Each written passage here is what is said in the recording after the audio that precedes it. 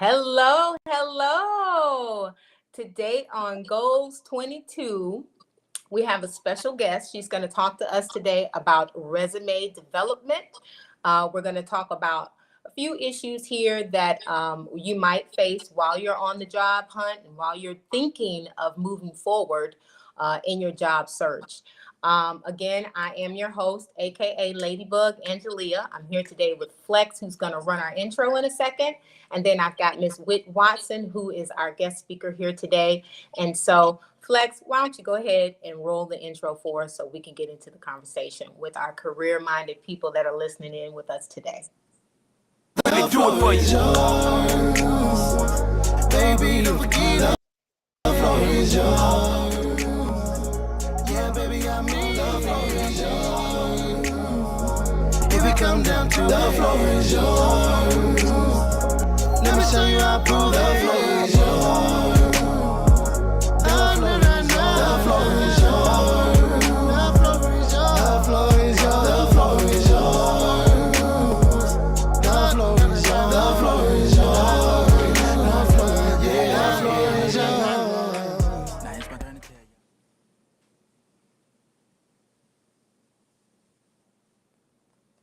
All right, that was beautiful. We stepping up our game here on The Floor is Yours and all the podcasts that are under us. And so while I do that, I'm going to make sure that I plug all our podcasts and make sure that you guys follow us on LinkedIn, Twitter, Instagram, YouTube. You can always stream us on YouTube and Facebook. And you can also reach out to us there if you have any questions, concerns, or if you want to talk about an additional show that we have, or you think you have an interesting story, you want to be a guest on our show. We want to hear from you because on all of the Floor is Yours podcast, talk about issues that matter to you and to your community. And if there's something that we haven't touched on, please send us a message. And so again, Flex, our wonderful producer, has found a wonderful, wonderful woman who is in this industry to help you build your career goals and make sure that when you step out, you're putting out the right material in the workplace. And Miss Whit Watson, Whit Lee is the full name, correct? Whit Lee, but we call her Whit for short. So Miss Whit Watson is going to be your resume extraordinaire. And I'm going to let her introduce herself, and then I'm going to hit her with the question at the same time. So this is a two-parter, and I just wanted to ask you to give us a little context on your business, Concrete Rose, and basically what you entail and what you bring to the show today. Okay. Well, first of all, I want to say thank you again to both of you guys for allowing me to come on and expand, I guess, but also to speak on something that I feel is very important that is not touched on enough in our community or period. Like she said, my name is Whitley Watson. Whit is, what I prefer. My business name is Concrete Rose Consulting, and basically I'm a document writing service. I'm expanding quite a bit this year. I have a lot of things that I'm going to add to my business repertoire, I guess, if you will. But my main goal right now is to focus on helping individuals find their professional purpose. A lot of times, we talk about self-love and all that other stuff, but I feel like it's important to understand who you are in the professional world as well, and then knowing how to transition into that. Okay. So my business, like I said, I have a wide array of services, but that's the most, that's where I put most of my emphasis is my resume writing. So. Okay. All right. And I'm going to run right into the question. Someone said the great topic, this is near and dear to me as an HR professional. Thank you all for putting on this show. Okay, so thank you so much. I wanted to start running into questions really, really fast here because we normally do these segments in the middle of the day and they're a little bit shorter, but it's almost like though it's not hump day, we like to call these our hump week segments. And whenever we can throw in the career goals, we just want to let everybody know if you're leaving your job during the day and you're like, okay, or if you're sitting at home and you're like, yes, I'm working from home, but this is not where I want to be. We want to make sure that, we're giving the tools with this show that you might need in order to progress or even step out and work for yourself. Absolutely. So starting with this, I wanted to ask you, what are some things that you can see right off that you find people are missing the mark on their CVs, our resumes, and kind of also answer the question. Some people might not know what a CV is and what a resume is. Right. Well, I'll start with what they both are. I did not know, a lot of people did not know what a resume was either. They didn't understand the significance of why I need a resume. But a resume, the easiest way for me to explain it to people in consultations is a resume is what I've done. A cover letter is what I'm trying to do. So your resume basically outlines your career, your goals basically in the beginning, and then it talks about what you've done, your experience, your education, what skills do you have, what competencies do you possess that may make you relevant or make you a good match for this particular job. And then your cover letter differs quite a bit, and it basically is the opportunity for you to explain to that potential employer, what am I trying to do? Although I've done this is what I'm trying to do. This is how I am a great match for your company. Here are the things that I've done that make me a good fit, although it may be in one field and I'm trying to transition, or maybe I've been a teacher for 25 years and I'm trying to transition into another field of interest. Here is how I can make those skills fit this particular job. Right.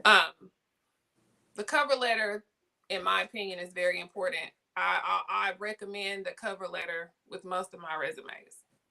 Okay. Hey, I got a question. So you talked about transitioning to a different career field, because traditionally people try to find a job that fits specifically what they worked on in the past. So is that a challenge, trying to make a transition over into a different career field? Yes, sometimes it is. I have learned, I've been doing this for about 5 years. I would say in the last 2 years, I've learned a lot, taking different classes, and you do enough and you just kind of learn, I guess, the technique. It's not really, I wouldn't say it's challenging. I would say that sometimes it is a difficult task because some people, y'all, I have had people go from A to Z literally, and I've had to try to make it work. It's all in your wording. It's all about how you are able to sell yourself. But I tell them, more importantly, it's going to be important when you get in that interview, and that interviewer asks you, how are you going to make that fit in here? So it's not really that much of a challenge. It's all about the wording. It's all about how you structure it. But I do tell people, you want to kind of consider, you want to be realistic in your goals as well. Right. And so to jump right into development of a resume, one of the questions that I have here, someone asked me thought that it would be a great question to ask and to actually see this, is how far should your job history go back? And what is less better? So if you've had, let's say they've worked for Walmart, or they've worked for a clothing company, or the beginning of their resume may be sporadic in a sense where it does not necessarily tie into what their focus is now. What would you suggest they do? And let's say that they need to cover the 10 years. Some request 10, some ask for 5. Things are changing because of the Great Resignation, and people are job hopping a lot. So there's always going to be some sporadic here and there and here and there. And so what would you recommend to people that are faced with that and they really want to climb that corporate ladder, but they want to make sure that their information that they're putting out there looks like they are consistent? Okay, so to answer the first, those are really good questions. The first question that you asked me was, how far back should they go? That is there are several variables that go into how far and let me say this as a disclaimer, y'all. I don't consider myself the guru. I know a lot, but I don't know everything. Right. So, but I definitely, based on what I see, the world doing, like you said, how the world is changing. As far as the time back that I feel that they should go is based on the career or the field that they're in and how much experience. You want to try to put as much experience that's relevant to that job on the resume, but I wouldn't go back more than 7 to 10 years. I wouldn't go back further than that, because what happens is, depending on how much experience they have, you don't want to have 3 pages worth of job experience, and you don't want to have 17 jobs on your resume either. So it's really it's a situation of just knowing it varies from resume to resume, but I always tell people to provide me with at least 5 to 7 years of experience. Okay. All right. And then you asked me 3 questions, so I want to make sure that I answer all of them. As far as how to transition from, you say, one job and then you're going into a whole nother field, or you're leaving like self-employment and trying to go back into the workforce or whatever that may be, I would prefer to sit down and speak with that individual and really understand what their goals are and try my best to talk about. So, because a lot of times when they send me their inquiry, it'll say, well, I was a sales associate. Well, what else did you do? And maybe we can kind of tweak the name a little bit. Maybe you were customer service support, you know, or maybe you were a customer lead. If you're trying to go into a management field, it's kind of just all about the wording. You want to make sure you put the right keywords in there, because a lot of job seekers look at keywords. For example, human resource jobs, they want to know how much leadership do you have? How well do you work with people, onboarding, things like that. You want to make sure that you get those words in there. You said leadership is extremely is important. What ways can you, let's say, I'm going to give a quick example. Let's say there's someone and they work for Coca-Cola customer service, and they were responsible for a client-based position, but it wasn't necessarily, it didn't have a lot of team effort involved in it. How can they incorporate things? And you said words, but can you give us an example of how someone could take a customer service position, but find a way that does not necessarily fudge the resume, but incorporate that part of an activity? In that particular situation, if you didn't actually lead people, I think that leadership is it's a tree, I guess is the best word. There are many aspects of leadership, and maybe you didn't lead a team of people, but maybe you created projects and maybe you led projects, or maybe, for example, you did something under, I'm trying to think of a resume I've done that I had to kind of, tweak it that way. They could even lead their client. They could find, there could be leadership in what they're doing as the work themselves. They could say, I led my client to a better solution. That's leadership. Or I know a couple of years ago, I worked as it was a call center, but it was kind of a project management position. And I did not have a team that I led, but I definitely was like a liaison that kind of brought everyone together. So in that particular situation, you could say I led the completion of data project completion, or, project completion. There's a way that you can make it fit that particular without line, basically. Because I try to tell people, you don't want to do too much finessing, as they say, because what happens is when you get in that interview, you got to be able to, you have to be able to explain that effectively. Yeah, Green Intellectual said that also. Do not fib on your level of education. We will find out yet again. So I tell people all the time, if you don't have a bachelor's degree, don't put that even as far as, if you're obtaining your bachelor's, I'm very careful to put expected graduation so that employer knows I don't have my bachelor's degree, but I'm obtaining it. Definitely, honesty is important, because those employers will find out. They have so many systems now that they run your name through, they can find out whatever they want. Okay. I know Flex wants to jump in here, but I have some quick questions, and then I want to go back to this question, this comment by Amin right here. I think the time, patience, and proper training will help a lot in transitioning into a new career. Totally agree with that. So I've got a few quick questions right here. Quick question, and you can yes or no these. So GPA or not GPA listed on resume? Yes or no? No. Okay. Tell us why. Elaborate on that. Well, I think that may or be a yes and no. For new graduates, people who are just coming out of, say, grad school, or just coming out of bachelor's degrees, and you're seeking a job and you may not have a whole lot of experience, I can understand why that's an important aspect. Or if the job, you want to pay attention to the job posting. You want to read that thoroughly. If it requests your GPA, then definitely include that.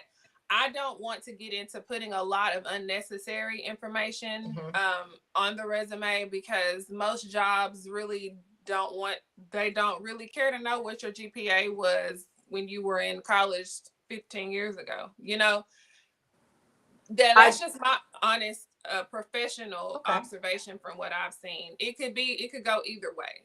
So what about as far as some of your older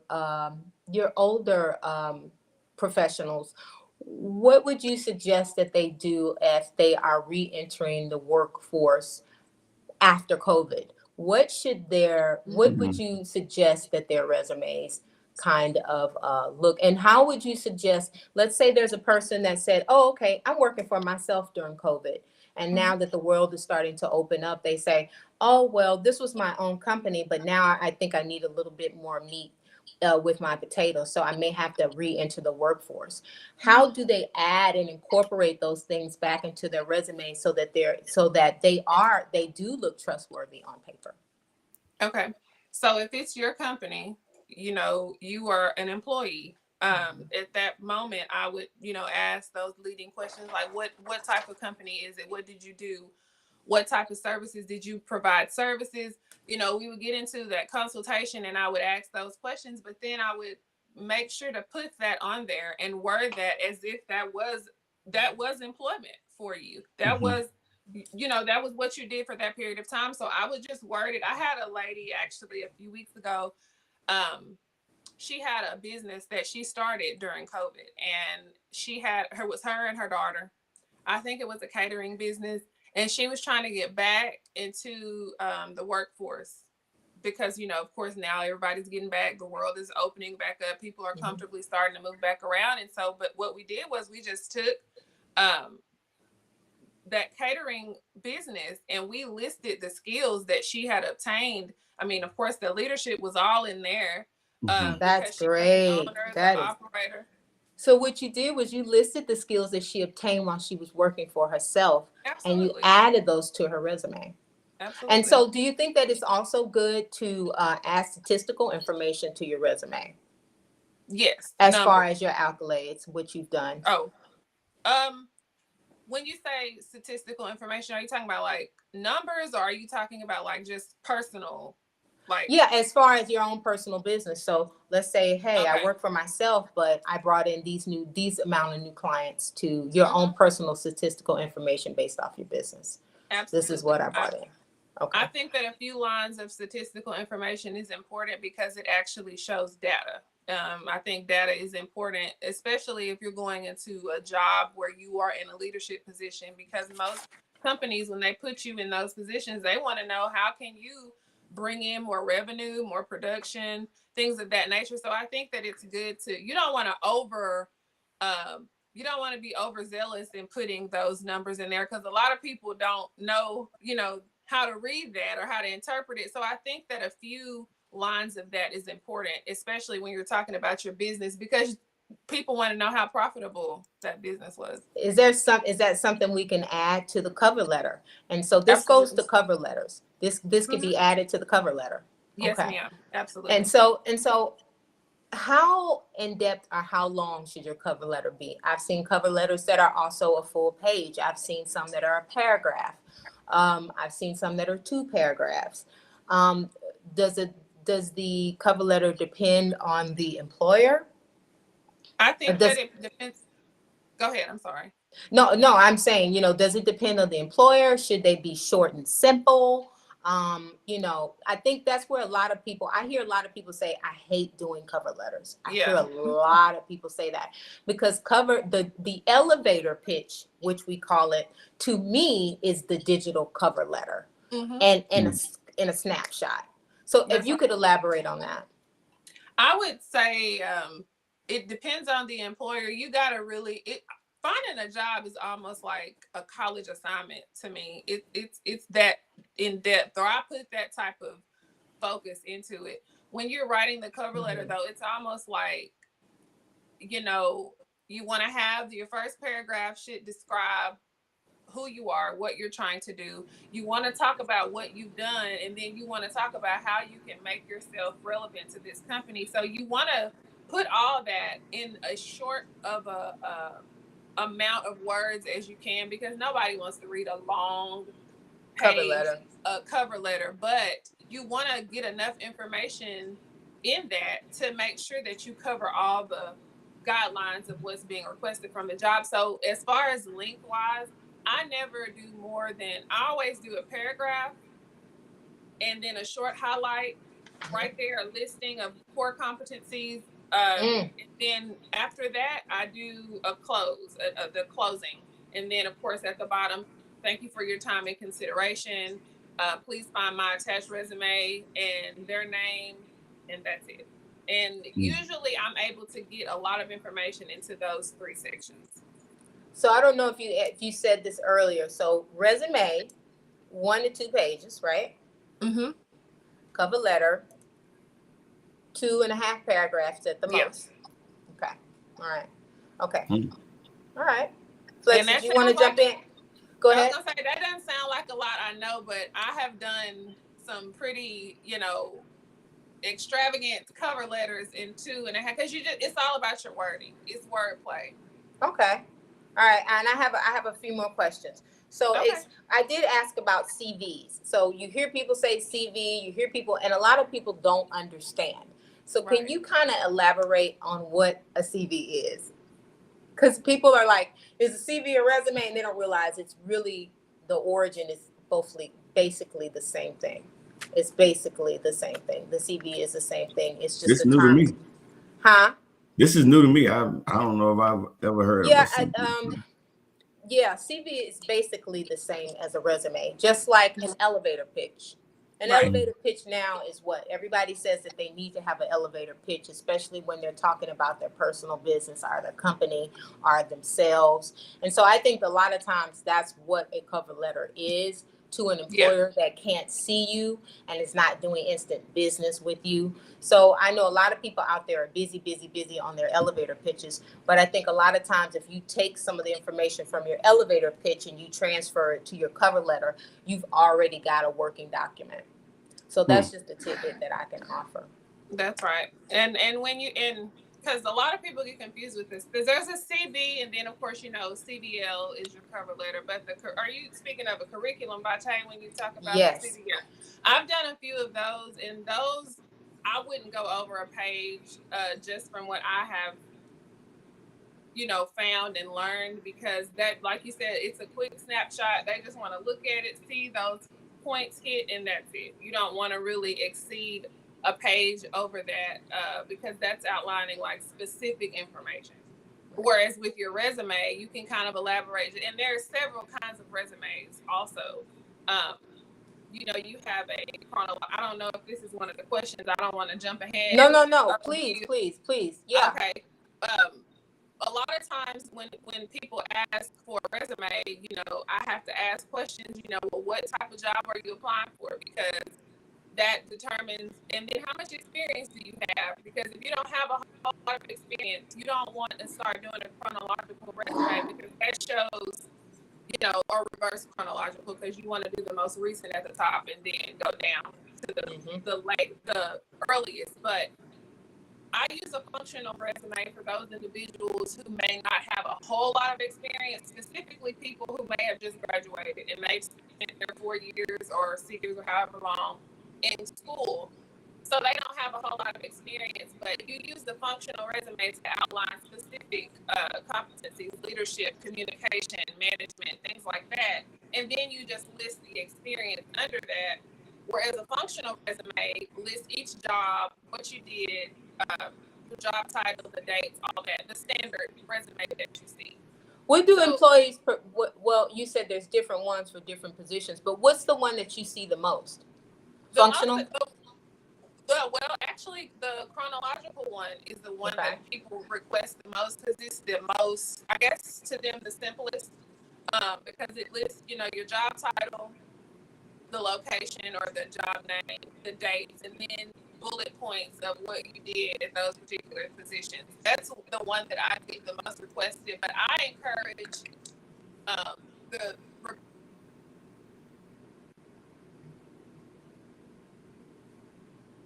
Did she freeze up? Yeah, I think she froze up. So what we're looking at right here looks like we're looking at a professional summary resume, Howard Alexander. So I think what she was going to basically kind of go into here is basically with this resume, if you look and you notice that, hold on, let me put my glasses on because I'm blind, Flex.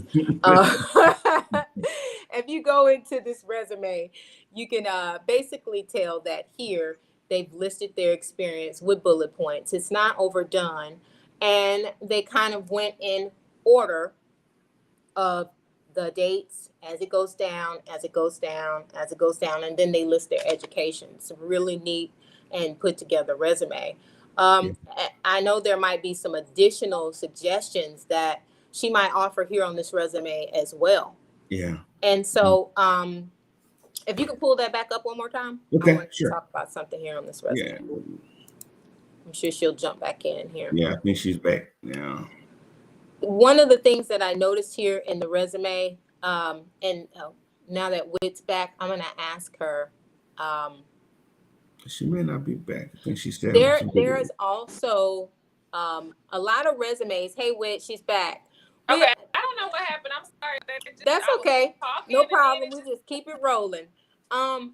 So we're looking at a resume. It's a sample resume that Flex just threw up here for us to take a look at. And so I have a few questions about this. Can you describe this chronological resume to us? And there's something that I point out that I think it's pretty tight, but I feel like there's an area for opportunity. Right. Now, this one, I posted this one because this is what I normally get when I get a resume and someone says, I need you to update my resume. This is what I've been using, and I'm not getting job interviews. I'm not getting any callbacks. Nobody is, calling me. But when I look at this resume, and while it's very well structured, the structure is very good. It's very clear and concise. There's just not enough detail for me as an employer to say, this looks interesting. I want to read this. First of all, now this is just an example of what a chronological resume looks like, but I wanted to use this because there was a lot of stuff that I saw that I was like, oh yeah, I'll be able to really do something with this one. I always start with the professional summary at the top. Mm-hmm. The colors up there, I don't like to use a whole lot of color because it's distracting. And then, professionally, I just think it's unprofessional to have a whole lot of color schemes on your resume. You want it to be as simple and as, non-decorated, I guess, as possible. But if you see the work history, it has a professional summary. Pretty good professional summary. It includes the amount of years that they've been working in this particular field and, keywords, master, technician master, electronic technician master, and OSHA certified, because most jobs that job probably required that person to have an OSHA certification. But if you see it go straight into the work history, underneath that, I would probably include, depending on if the job requires an education, if it has an education aspect, I would put that at the top, because if they ask for it, you want to make sure you give them what they ask for first. So it goes into the work history, senior field engineer. They do a good job of putting the job title first, where second, and then the date out to this is the structure that I would use for that.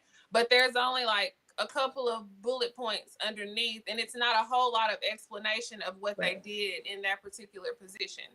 And they were there for a while, from 2012 to 2018. So it's like, surely you did more than three things. Yeah, I know you did more than three, those things. So I would definitely elaborate more in those particular ones. And then the one, of course, if you scroll down just a little bit to that skill set right there, I would move all that certifications, everything. I would put that more toward the top, because I'm pretty sure that job with it talking about a lot of compliance and things like that, that's probably a pretty, I don't know, that's probably a position that requires a lot. And he has a great certification list right there. So I would put that at the top, because most of those types of jobs, they want to know, what have you done? Like, we really don't want to know how much education. We want to know, how can you apply your experience? So I would move all that to the top. Right. I think there was a little bit more underneath there. Okay, that's it. So then right there at the bottom, it's over. Like, it just ends there. There's no mention of references. Are you going to put the references on there, or are the references available at request? Where do we end it right there? So should they include references with the cover letter, or should they just ask for references upon request? Most of the time, I recommend doing references upon request, especially if there's a job application, because you're probably going to have to list your references in the application. So I wouldn't put a whole lot unless they specifically ask for that in the job description. Right. But otherwise, I would just put a small little a small sentence there. References are available at request, or something to that nature. And so that's how I would read. And then I would add a cover letter to this particular resume edit. And but they, like I said, the structure and everything, one page, everything is that's pretty good. But there was a lot of things that I saw that could be elaborated on. Yeah, definitely. That's a great example, because I just, from this is not what I do on the daily, I could tell just that there were lots of areas for opportunity. Absolutely. In that resume listing, and even if it's listing things that there've got to be more than 3 accomplishments. And like you said, with the certifications that are listed on the bottom, there's definitely, it needed to be elaborated on. Absolutely. So yeah, definitely. So one of the questions I wanted to ask is, do you advise your clients to clean up their social media footprints? Yes. When I first started doing this, I'm trying to make sure that I get everything I want to say, because that's very important. When I first started doing what I do, I just did resumes. That's it. I didn't offer any other services. It's like, I'm gonna do your resume and send you on about your way. But as I started getting older and I started experiencing, and people started asking me things, I'm like, I need to, grow into more of a consultation place instead of just resumes, because it's more to a resume than just writing it and giving it to the person. They need to know what other things need to go along with that. So I would definitely advise cleaning up your social media, simply because I have been in the office with a hiring manager, and when the resume came through, she's going through them and she's looking at the names, and then she'll have like a stack right here of rejects, maybe, and then whatever other option this is. Well, the ones that she put maybe on, she's taking their names and she's searching for them on social. Right. And at first I was like, so what about LinkedIn though? Because LinkedIn is, to me, I enjoy LinkedIn. And so I feel like I meet a lot of people on LinkedIn that have definitely given me some great resources here and there for what I do. What would you suggest, and how should people lead on LinkedIn? I think that LinkedIn, I got introduced to LinkedIn many years ago, but I did not learn the importance of it in the business world and the job world until a few years ago. I actually gave a scholarship away last year, and a part of that scholarship was to create a free LinkedIn profile for that particular recipient. I think that LinkedIn gives it's not like Facebook, where Facebook is kind of Facebook is important. I want to go back to that also. But I think with LinkedIn, you want to, rather than listing what's on your mind on LinkedIn, you kind of list more things that are relevant to the business world and the job search, and how you can appeal to job seekers in case they look at your LinkedIn profile. I think that you should focus more on, I think LinkedIn is good if you understand the purpose of it, but a lot of people don't even know. Right. What they don't understand the purpose. And some people, I had a question. Someone said, well, if I get on LinkedIn, my employer will think I'm looking for a job. And I was like, no, that's not what LinkedIn is for at all. Right. Everyone's on LinkedIn, whether you know, LinkedIn is a resource tool in order for you to let people know, hey, I am here. I'm a professional. I want to network. I want to find out about other companies. Maybe it's great if you have your you work a couple of businesses and you want to meet people that are in that same area. And so when you're out on LinkedIn, there's a place where you can make connections. Right. So you're making connections with people inside of, you know, inside of your profession. Right. Like-minded, I guess, people, whereas professionals, it's just kind of everybody, and, you know, everyone is there, but LinkedIn is more geared toward, you know, networking with people that are in the same, I guess, area as you are. But as far as that social media footprint, I don't think that job seekers should necessarily, you got to think about when you are, say, applying for a community resource job for a company maybe that needs someone to go out into the community and outsource for them or obtain clients for them, or maybe an insurance sales job, and I go on your Facebook page and you're posting fights or something like, you know, it's kind of like, as an employer, I'm not going to, for that position, that's not what I'm going to want for my company, especially if you're the representation, you're the brand of that company. Yeah.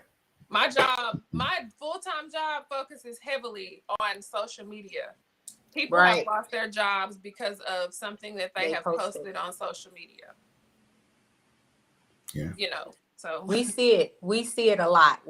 I see people that say things, and, you know, we've seen it in the news. You've seen government officials make comments that were derogatory towards a certain group of people, and they've lost their jobs because of it. Yeah.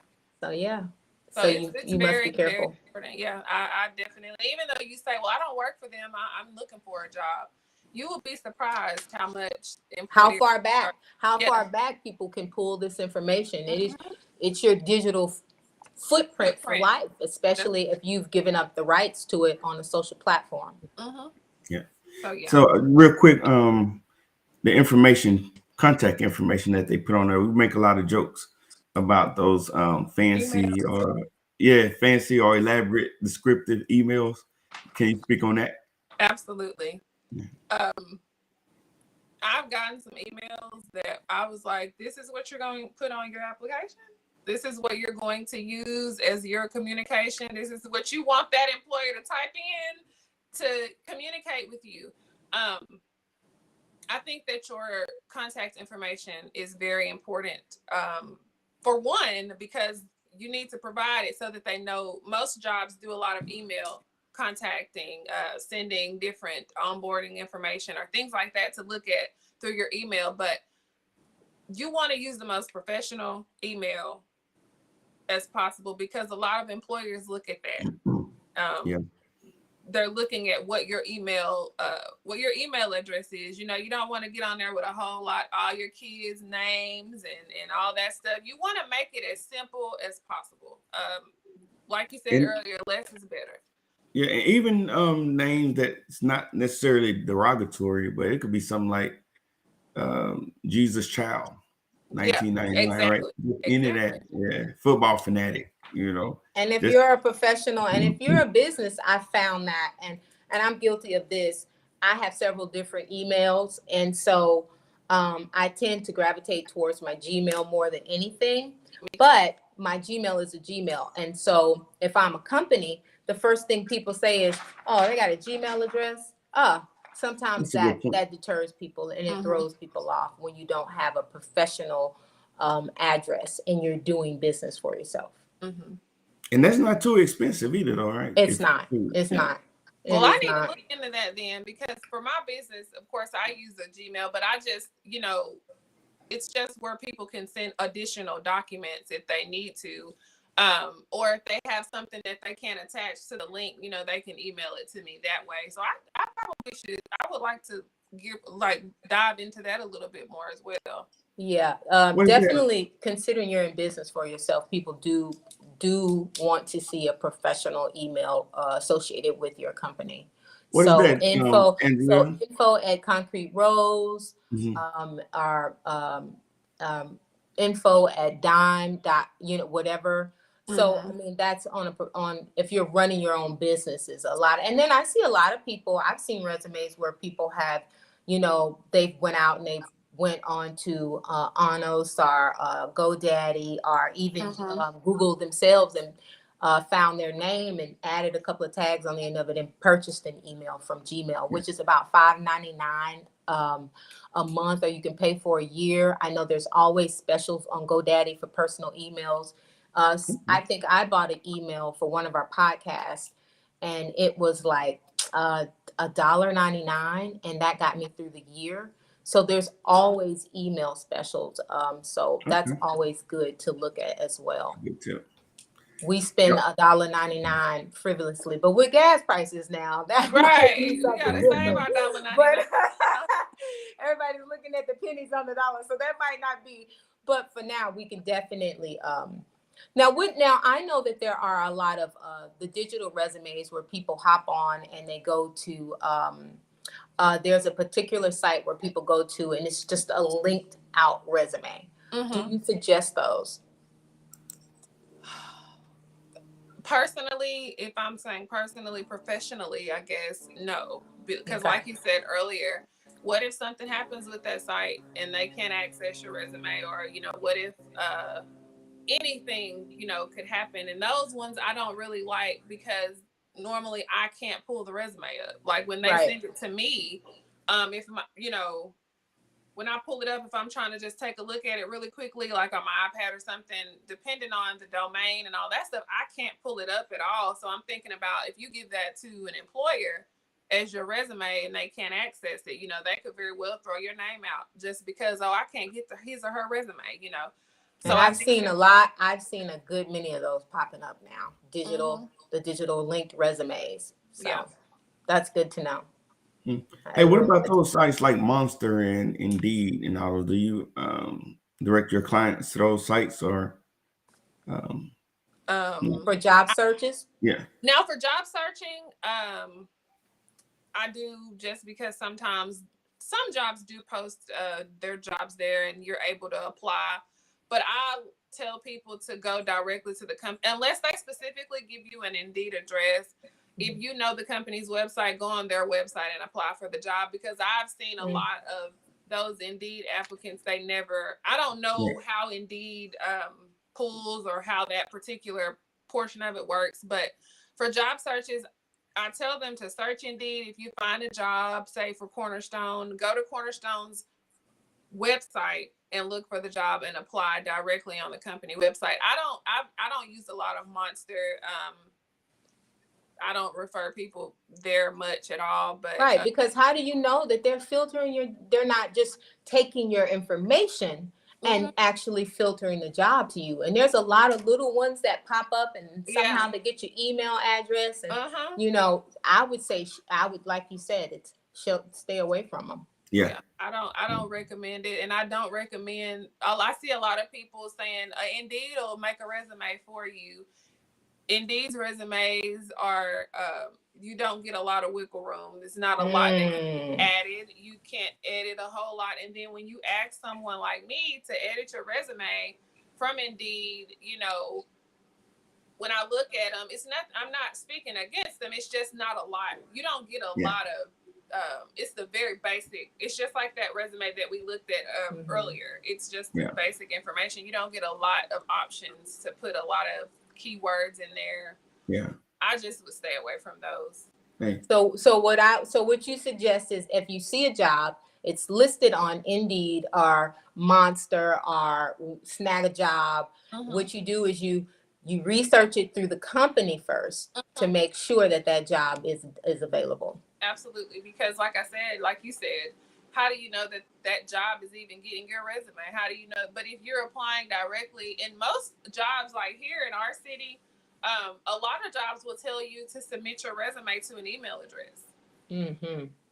So I tell them to go to the company's website to find out the proper way of applying for the job, and then and then I saw someone say LinkedIn as well. Yeah, and Glassdoor. Yeah. Mm-hmm. So let's get a couple of these comments, and then we'll start wrapping this thing up. Here's one from Green Intellectual. Appreciate your commenting. So this was from an earlier discussion. She said, I agree. Moving around a lot in a short period of time without a solid story can seem as risk to hire. So that was in response to putting all your employment history. Yeah, that's that. I agree with that completely. Yeah. Here's missed that one. Here we go. Putting the right keywords, but not over fluffing, because when we run the background, and if it's too far off, we may decline them, as we've had to do before in HR. Yes. So that was something that I learned a few years ago. Also, overstating yourself. You want to talk about what you've done, but you don't want to over qualify yourself to the point where they think, oh, you ran that whole company, when you want to make sure that you use the right keywords, and you want to make sure that it's within the guidelines of what you actually did. You don't want to get into fluffing, as I said. Well, I know a lot of people are going back into the job force and they're overqualified. Should you ever dumb your resume down? Yeah. You should dumb your resume down sometimes.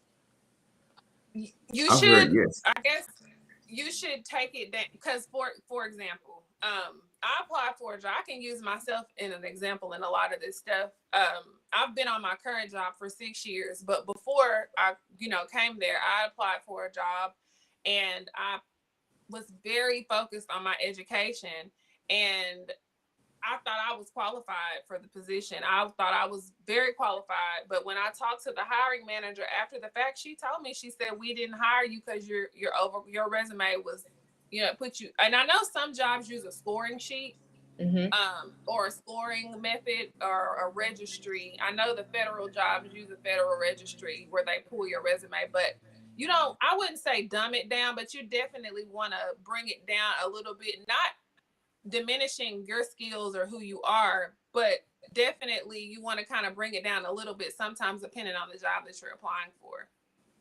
That's good. That's good to know. Yeah. Okay.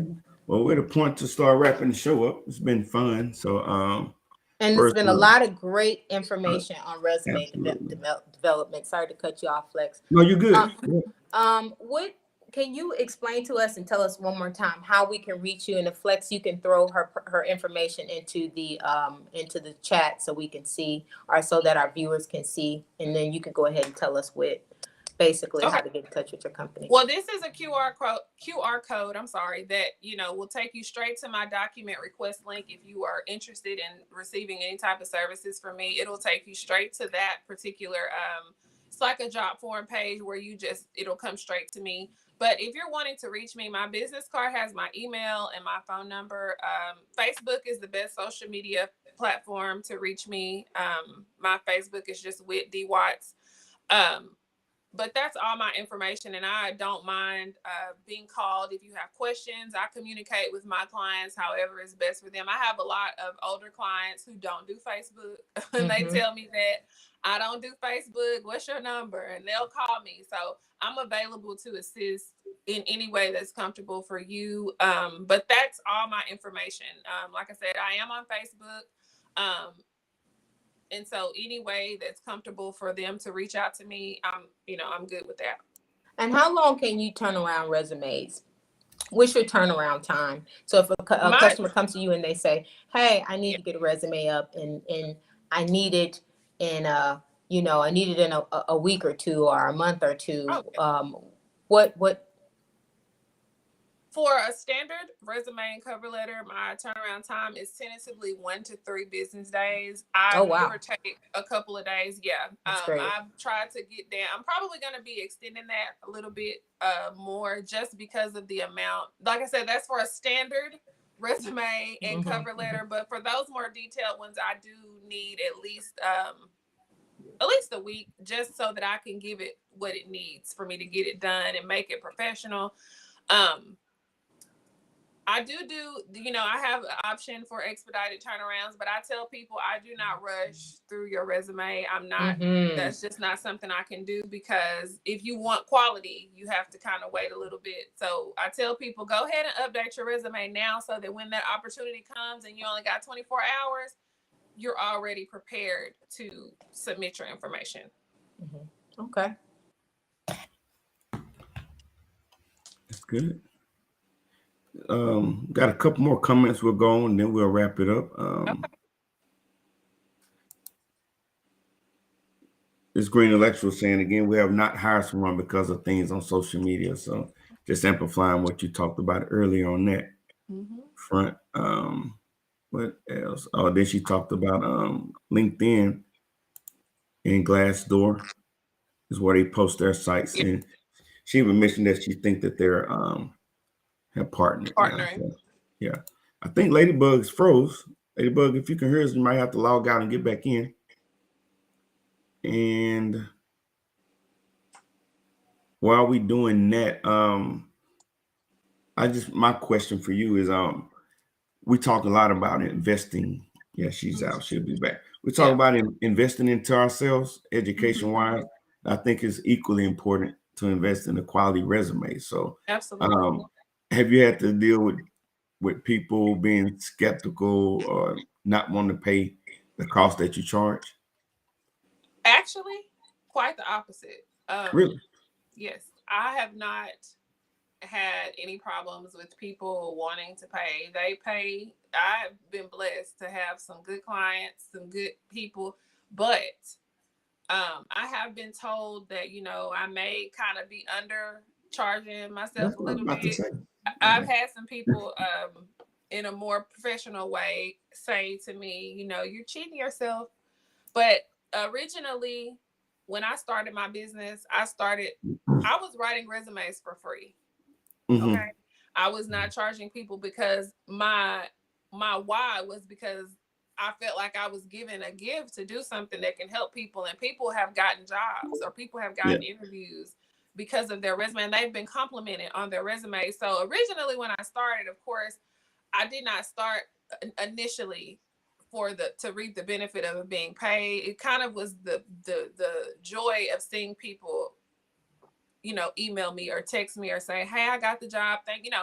That was what it was. But as far as people paying, I have not ran into a problem. Now, I have had some people, like I said, in the beginning, I would do their resume and then they would pay. And I stopped doing that because I would have people tell me, oh, hey, I want you to do my resume. And they send me their information. I get started and then I finish it. And they say, oh, I don't need it anymore. I went ahead and did one, or, whatever reason, they didn't follow through with their side. So I was like, okay, I'm learning a little bit, But I haven't had any issues with people not wanting to pay. I have had people, they ask me, well, how much do you charge, blah, blah, blah. And when I give them the information, I don't hear from them anymore. So I just assume maybe, they're not ready. When they're ready, they'll come back. Yeah. Okay. Cool. Well, we'll go with the parting thoughts. We're going to let Ladybug speak first. If she had any parting thoughts for everyone. Can you hear us? Okay. What about you? Watch, we'll let you in with the parting thoughts. Words of encouragement or anything you want to offer? I just would like to tell everyone, like you said, invest in yourself. A resume is not a waste of time. It's not just a piece of paper. It's your foot in the door. And so I'm not just saying that because I want your business. I'm saying that because it's important. I've worked in the field long enough to know, you need a quality resume. And so take the time to, every time you obtain a new skill or you start a new job and you learn a new skill, or you graduate or you get a new certification, your resume needs to be updated. And just like we're changing daily, we have to update our resume because it's literally our identity. Like she said, it's your footprint. Yeah. Yeah. And Green Electrical, another comment. She says it is a good idea to update your resume even when you're not looking. Absolutely. Do you also do LinkedIn profile reviews as well? She's asking you that. I don't do LinkedIn profile reviews, but I do recommend, not right now, there may be something that I could add later, but updating your resume before you're looking for a job, I definitely recommend that, because what happens if a job gets posted and you see it the day before it closes and you need to apply, but your resume isn't updated? Now you got to find somebody to do your resume.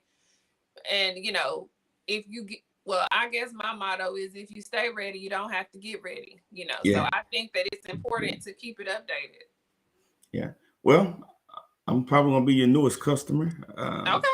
I hadn't had to do a resume in years, so I've been blessed, you know, to be on my job long term. So thankfully, but to that point, you just never know. So yeah, I need that's to give me been a my resume. story too. Like, I've been on my job for almost 7 years now. I hadn't had to really touch my resume at all, but they had a job within the company that I wanted to apply for, and I was like, "Ooh, how you do resumes and you haven't even updated yours, ma'am?" So I tell people all the time, just like we go to the doctor, we check on our health, we check on our every area of our life. We need to make sure that our resume matches, because you just we saw how COVID hit us and everybody's life changed instantly. Yeah.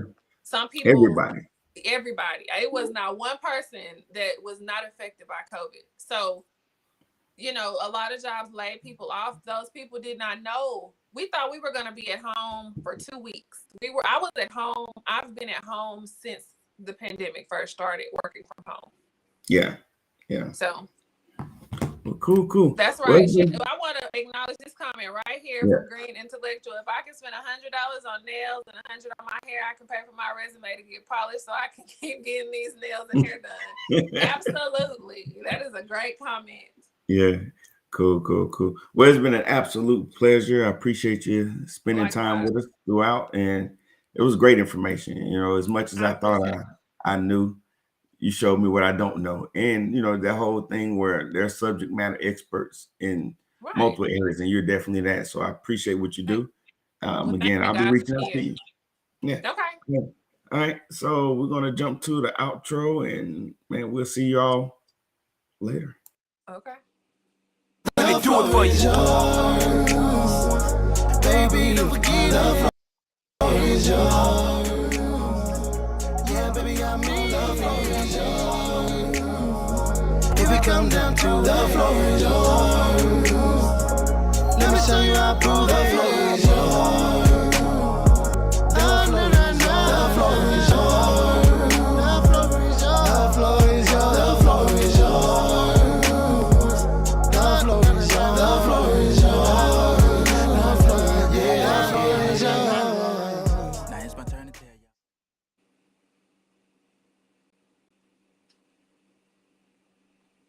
All right. Peace, everybody. Thank y'all again for joining.